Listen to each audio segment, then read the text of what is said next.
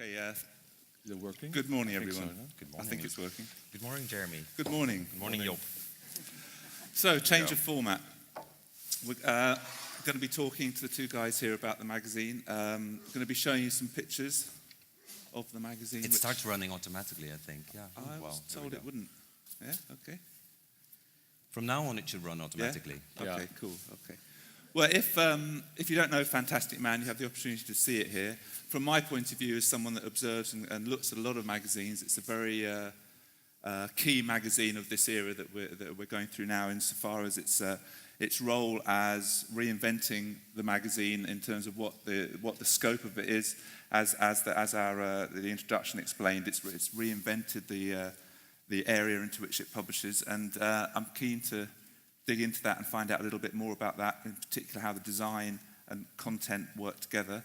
But perhaps we should go back to 2005 first and just talk about what you were both doing and how you got to start the project. Job and I met in the late 90s somewhere. I was a big fan of what he was doing with Re magazine. Will you start it? From now on, it should run. Now it'll run. And it's a mix of all different issues from different years, just mixed. Job was making Re magazine. I was working for various magazines, and later on I started writing for the Volkskrant about fashion. And we were friends, and we were always talking about starting magazines together, which we did in 2001 when we started Butt, and in 2005 when we started Fantastic Man. In 2009 when we started The Gentlewoman, or 8? First issue came out in 2010. Yeah. 2010. Yeah. But to go back to 2005, I mean, I very much remember that first issue arriving, and it arrived as a fully formed, proper, fleshed-out magazine. Sometimes small magazines in particular, launch and they take a while to develop. This arrived, bang. It made a mark straight away. So you put a lot of effort into establishing the vision and executing that vision. So can you talk us through that process? What was the context into which you were publishing? What were the other magazines like? Well, the other magazines were, the kind of magazines we didn't want to make. We want to sort of like correct, as it were, what we thought would be a good and interesting men's magazine. Putting editorial first. Most magazines are made for advertisers these days, and they're very driven by PRs and by basically commercial interests. So we wanted to make a fantastic magazine with fantastic editorial and really pairing basically a very good journalism with very simple design and great photography. Very traditional in a way, just like reinventing like what has been developed in magazines of the last, let's say, 150 years. It can, when you're trying to break down rules and stuff, you can end up in a situation where you're kind of defining yourself by what you're not rather than what you are. So I mean, one of the clear differences it quickly established was that on the formal side, in terms of the black and white covers, black and white photography generally, very black and white monochrome typography, very clear, structured, traditional design grids.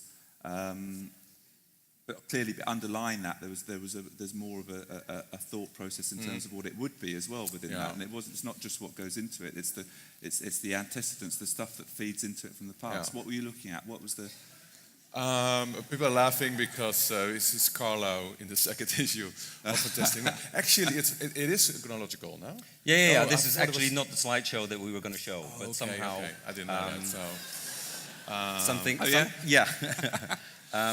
We did a test show which was completely chronological, and then we decided we were going to change it around and sort of mix newer and older issues together.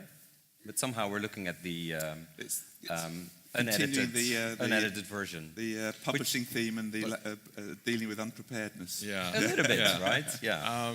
So to answer your question, I think we're very much defined by what we don't like. I think in heart we're really haters. But then we try to turn it around into something very positive and just publish the things we are really want to publish, or stories, or people. We only publish stories or only feature men that we are fans of ourselves. If we don't like someone, then we're not bothering basically. So we take ourselves as a benchmark rather than, let's say, an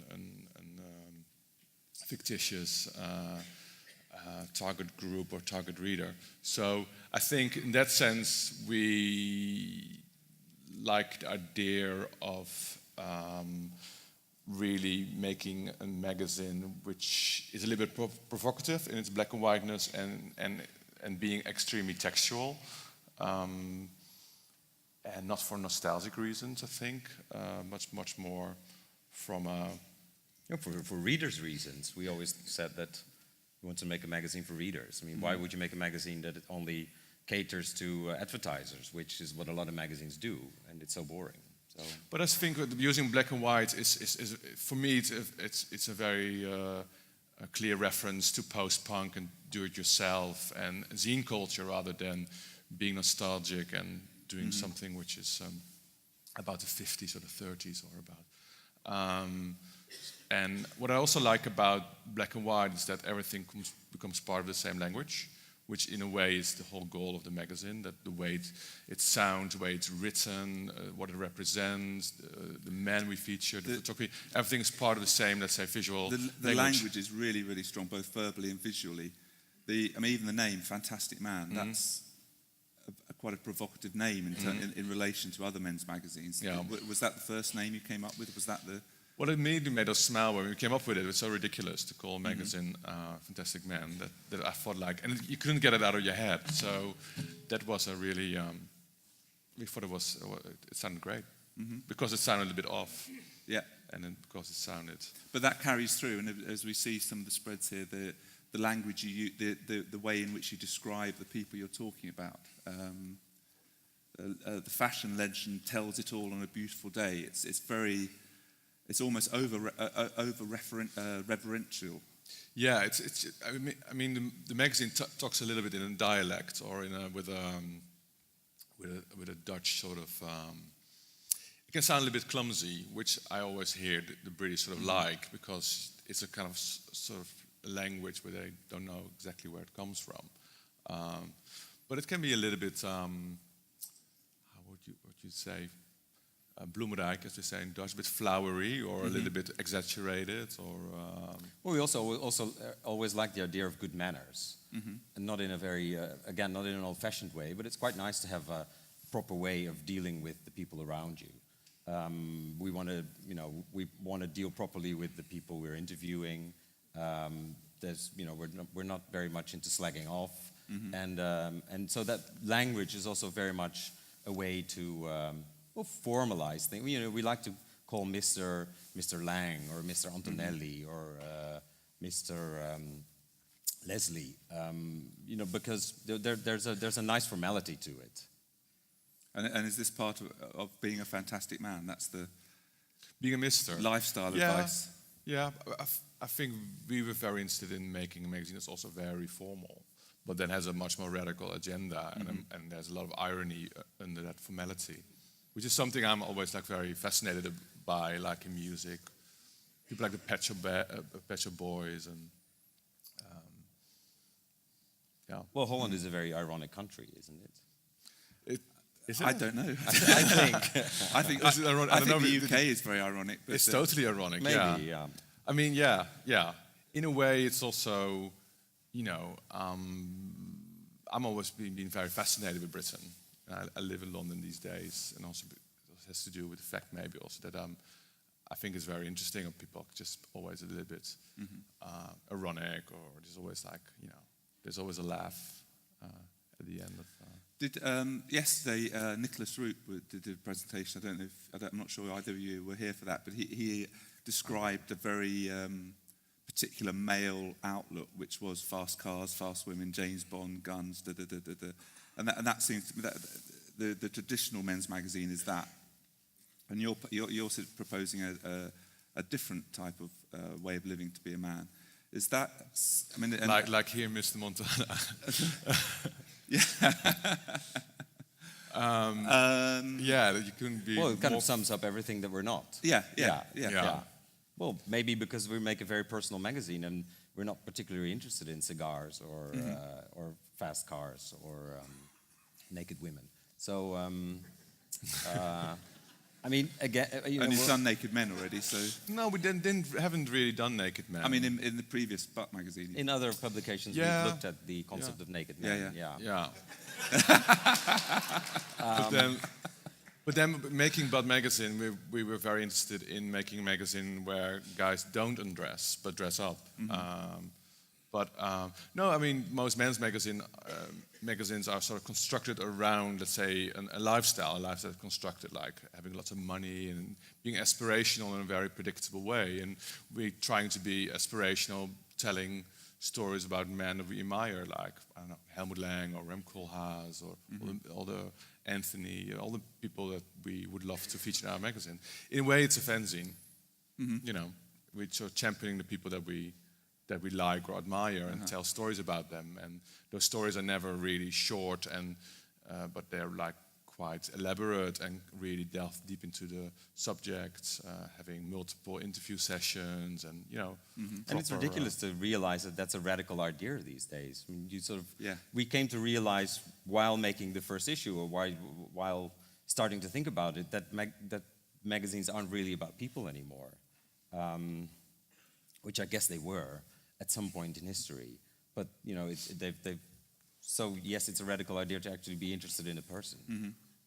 And there are, I mean, I think, you know, if anybody here is interested, if you haven't seen a copy of the magazine, it's on sale in the store here, alongside various other independent publications that are out there now. And there is this move towards dealing with people as people, and using the, in your case, the subject of fashion and other things to look at those people and to engage with those people. And it's a very interesting trend. And a lot of them struggle to reach beyond the kind of fanzine level of engagement and interest, but you seem to have broken through to become something bigger. And it's interesting to hear you talk about it as a zine when it actually, you know, it's now, you know, I don't know how many pages it is, but it's perfect bound, and it's a good 100, 200 pages. It has a lot of advertising. 300, so I think. 300. About. Huh? No, yeah, between 250 and 300, I think. So perhaps you maintain a zine approach to making it, but in physical entity, it's anything but a zine. Has that been a curious process as you've watched it move from something which was a small experiment into this publication regarded as a success, an influential publication in the wider world of publishing? Well, we'll be inching our way towards that in a way. So we also started out sitting fifth row in fashion shows, you know. So. And where are you now? And having 5 advertisers and financing. We're usually first row. Yeah, I'm glad to hear it. We're financing ourselves everything. So yeah, it took 8 years. I don't think that's a surprise. I mean, it's not something strange to experience, but it's I mean, it's exciting that it works. That we can actually still do what we want to do, which is make a zine, but have it be embraced by so many people, so many readers, and so many, you know, in so many countries. It's fascinating, and so many advertisers, which basically, you know, I mean, ultimately we're dependent on when we want to keep doing it, because you're not going to make money by selling magazines. It's just like I always say, like distributing a magazine is actually what it costs to actually, you know, the income of distribution is the same as the cost of income. So it's you know, you can distribute and break even, but you can't make any money, and you can't print a magazine from selling it to readers. But anyway, so it's fascinating that so many people embrace it, and hopefully continue to allow us to make a zine. But I think, you know, I think it's amazing it's still possible to make an editorial magazine and basically get away with it. This is us, but we made some jeans with acne and made some kind of advertisement for it in our own magazine, if you're wondering what it is. Yeah.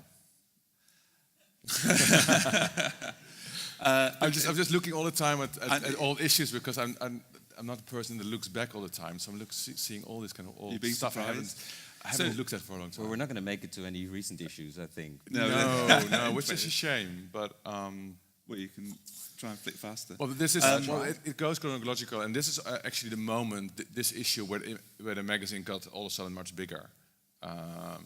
We became perfect bound. We were stapled in the beginning because we wanted to be this kind of like more like a zine kind of menswear magazine, but it became too big, basically. The lesbian looks, I love the lesbian looks. You know, I think lesbians do menswear really well. You know, and a lot of lesbian friends, they do always wear menswear. So that's why we made a feature about it. Are you still hands-on making the magazine? I mean, Very much. clearly it's hugely totally, personal. yeah, totally. Yeah, so very much. You're involved in the detail of every page? Oh yeah, we both know everything about the kerning of the page numbers.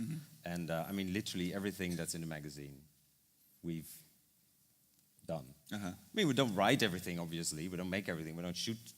You know, I mean, we work with a lot of people, but the actual making is the sort of like last 3-4 weeks before we go to print. We do it. Yeah, it's sort of like it's going over it and over it and over it again. But that's sort of the magic as well. We're both quite pedantic and detail oriented, of course, and then also stubborn, and it's really about being the publisher and being in charge, and then being also, you know, care about the last detail. It's about that whole, you know, 360 degrees of. And do you think that's one of the problems with the more mainstream magazines, not just necessarily men's magazines, but which you might be lined up against, but have they become too overstaffed and too many people involved in decision making? I don't know, because I've never really worked in big publishing. I've always started as a designer. I started trying to break down the barriers between text and design and photography, and by doing everything myself in the beginning, and that's how I sort of started graduating with a magazine where I did actually literally everything myself. So for me, it's always just been about creating one language, or creating coherency between everything, and becoming also good as an editor, and becoming good as an art director, and be able to write things yourself and still design and art direct. So if we, I mean, you're introduced as having particular roles, editorial and design, but they cross over greatly. Day to day. They're both doing each. Yeah. Well, I have more the visual focus, and then Gert more textual focus, but then, yeah, that's about it. And then you mentioned The Gentlewoman that you moved on to launch, and that feels a very different prospect to Fantastic Man in terms of it's entering a much more complex marketplace. Have you found it such? Yeah, it is much more complex, yeah. Yeah, it's much more, I think it's much more commercial, it's much more, also because we published the magazine in London, which is, you know, it's a media capital of Europe, basically. So there's a lot of pressure on a magazine from PRs, from advertisers. Well, that's kind of the surprising magic of Fantastic Man, that it actually sort of automatically remains niche in a certain way. I don't think it's really the different approach from us that sort of like does that, but maybe it is the industry where women's wear is still considered the biggest thing in fashion, whereas menswear is kind of almost like a fun playground. I mean, not for us, but for many people, I think. And it's amazing that. So it's easier to subvert it. Maybe, yeah, and it's you know, it's ultimately it is smaller. It isn't so much about mass market and about makeup and about handbags and so on, but it is very much about almost like a global mutual understanding. I think that's what's so interesting to see, is that you know, I'm sometimes surprised, not only because it's our day job, but I'm sometimes surprised that people don't know Fantastic Man if I say what I do. And they definitely don't know that it exists already for 8 years. Because they say like, oh yeah, you just started, right? So, well, 2005. But it is equally fascinating to see that everywhere around the world, people do know it. You know, you come to Sydney and people say, oh, okay, I love that magazine. You know, it's sort of like, and it's fabulous to be anywhere in the world, and there'll be at least some people in the room. Yeah. And sometimes, you know, at certain events, everybody in the room will know of the magazine. But I think this is something that's changed in publishing generally. There is, perhaps Wallpaper was the first magazine to sort of achieve this, but have that, figure out that there were small groups of people in every city who would be interested and reach out to all those people and form an international audience rather than a local audience. Yeah, yeah. And you're finding that? It's like kind of super niche, basically. Yeah. But to come back also to the gentlewoman, I just think, I was just saying something very negative, it's all the pressure and stuff, but it's just, I think what we want to do with that magazine is making a women's magazine, like a magazine where women aren't competitive, because I think that's happening in a lot of women's magazines where, you know, it's about pushing a lot of product and pushing a lot of like desire and women being sexy and being a lot of things which are not, and it's a tough industry. I think there's a lot of pressure also on women to look good and be photographed in the right way and be thin, and it's different for men. Like here we do a shoot about men which are chubby, you know, bigger size. You know, would we do that with women? Maybe not. No. No, because I think it's much more political, and there's a different identification model, I think, for women. Who, you know, they identify with beauty in a very different way than men, and I'm still figuring out how that exactly works. But it has been a steep learning curve, I think. Yeah, but it's doing extremely well. I mean, the print run is bigger than Fantastic Man is. Women really like it, and we're still sort of polishing that. Let's say the female point of view in publishing. That's sort of one of the things I think you've been very clever with on Fantastic Man is extending it in terms of your cover stars, the people that appear on the cover, the men that you hold up as fantastic men seem to be a huge supply of these characters, these men, but whether they be professionals from quite specific industries, from the art industry, or whether they be very famous celebrity types. Is that harder in the women's market? No, I think I think women are much more available. I think, and they're much more used to being marketed almost. But finding people. But I mean, what's been? Well, people saying yes to. A lot of people say no to Fantastic Man. Well, obviously, actors from Hollywood, you know, this weird magazine coming from Holland, and you know, so. But in a way, it's easier for the gentlewoman to secure talent. And what about? I mean, looking forward. I mean, a lot of the presentations over these 2 days have been quite digitally focused, and you're very. I mean. Clearly, in its print format, it's very much about the print and about. I mean, you talked about attention to detail, but that goes through to the paper and the printing, and everything's very considered. You have moved. The website is increased activity. You're tweeting. How interested are you in moving into the digital sphere? Not particularly. I mean, yes, to an extent where we actually, since we come out twice a year.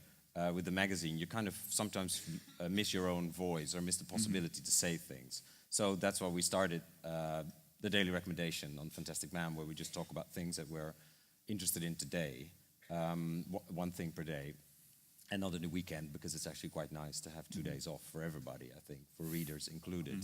But otherwise, you know, it's very much a paper magazine, and I think Fantastic Man is very much an object, and that's what makes it necessary to be on paper.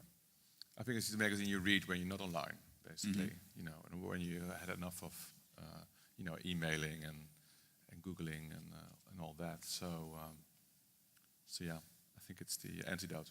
And do you think it's a genuine potential role model for other projects? I mean, do you see lots of other magazines coming through that can follow, not copy, not? I'm talking about. People here might want to start a magazine, can learn from what you've done and find their own feet in their own sphere. Is it still possible to launch a new magazine and make it a successful project? I mean, you proved it has in your sphere, but is it elsewhere, do you think? Yeah. I think so. I think so. I mean, there's hardly any money to be made. That's one thing. So if you do it, you have to have, you know, make a magazine for the right reason, to have fun, or to, you know, to make something that's sincerely good. And there's a big wave right now of people making sort of zine kind of magazines that are about one subject, like food, or about plants, or about interiors. So yes, I think there's opportunity because there's a lot of international distribution. People travel a lot, and you don't have to produce a magazine only for the people within your own country. You can go international if you publish in English. Well, increasingly they are appearing. Yeah, in English. exactly. Yeah. I'm getting the kill sign, so I'm Okay, going to finish all up right. with one final question, and that is: are there magazines that you would point to and say these are interesting magazines? Are there any favourite magazines you'd like to highlight other than your own? Well, I think we like old magazines, such as or old or traditional magazines. We all both love newspapers, I think. And we both love, of course, the New Yorker. The New Yorker, Yeah. and I always like 2 or 3 stories in Vanity Fair. We have our old intern Felix started Pin Up, the architecture magazine from New York. And I'm not saying it because he's our old intern, but I thought the last issue was really good, and the new issue just came out this week, so I haven't seen it yet. But that's good. You know Pin Up. Yes, absolutely. Yes. And there's Appartamento, which we like. There's so many magazines, I think. There are. Yeah. Long may they live. And then there are many bad magazines. Yeah, well, indeed. Yeah. We'll leave it there. Thank Okay. you. All right. Thank you.